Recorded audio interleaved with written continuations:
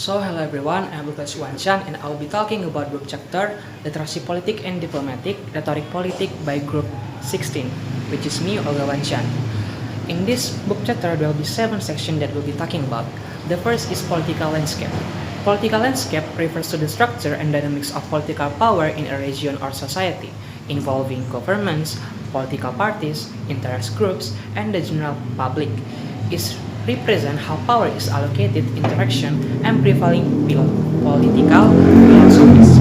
The second is political engagement and diplomatic communication, where political engagement involves citizens selecting and punishing government leaders, including running for office themselves. It is involving voting, campaigning, donating to the candidates, and contacting authorities, and participating in protests so it can influence public policy and functioning democracy. Diplomatic communication, public policy, can be involved using a tactful and strategic language to effectively convey message and build relationship and resolve conflicts. The next is communication strategies in politics and diplomacy. As we know, there are so many communication strategies in talking about diplomacy and politics. Rhetorical techniques like ethos, pathos, and logos are one of the use in connect with the voters and gain trust. Framing and messaging also can be aligned with the communicator's goals, while language sensitivity is essential for international diplomacy. Strategies are used for social media and digital technology can be also essential. The next section is effective political discourse, where political discourse uses rhetorical techniques like ethos, pathos, logos, which proposed by Griffin et al. In 2030 and also proposed by Aristotle in the ancient time.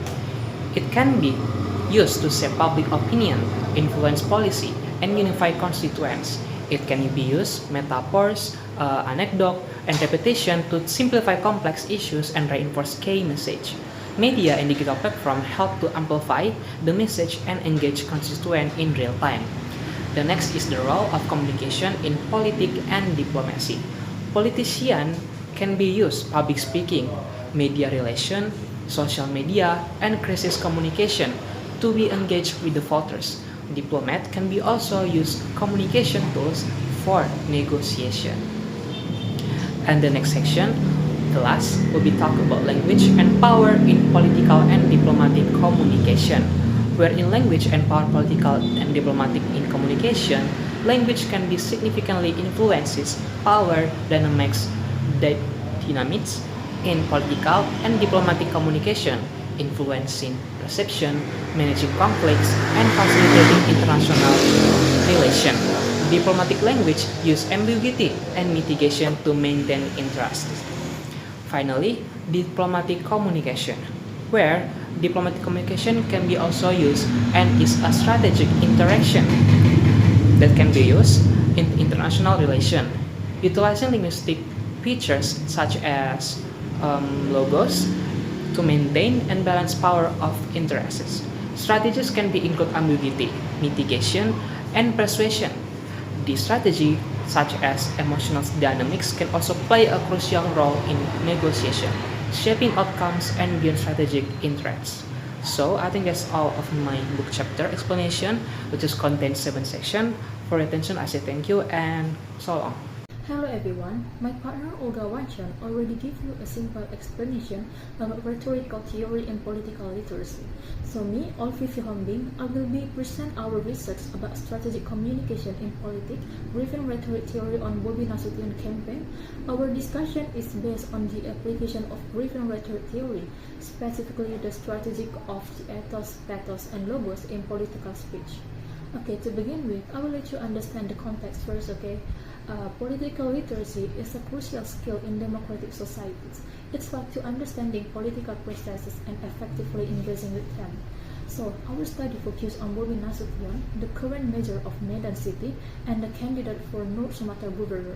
By analyzing his campaign speech, we uncover how he used ethos as a credibility, pathos as an emotion, and the logos as a logic. So, to connect with his audience, communicate his vision, and gain their trust.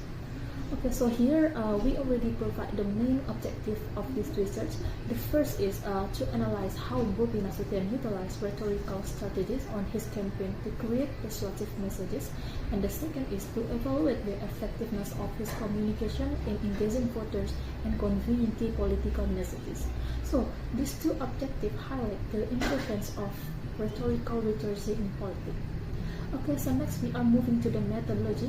So our study used a descriptive qualitative approach.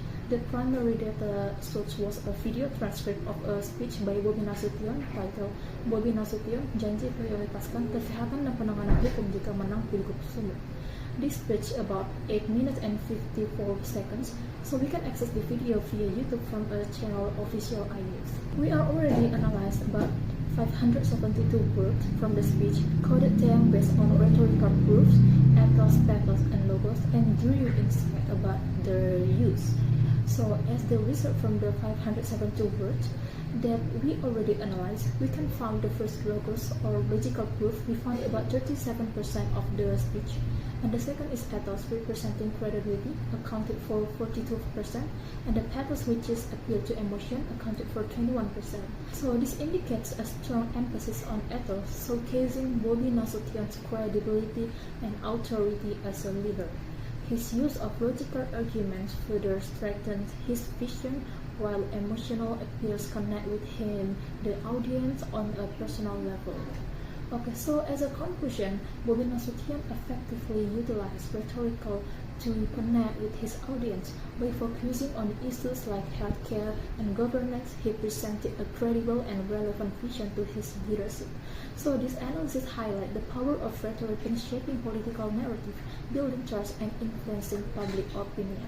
Okay, I think it's all the explanation about rhetorical theory and political literacy.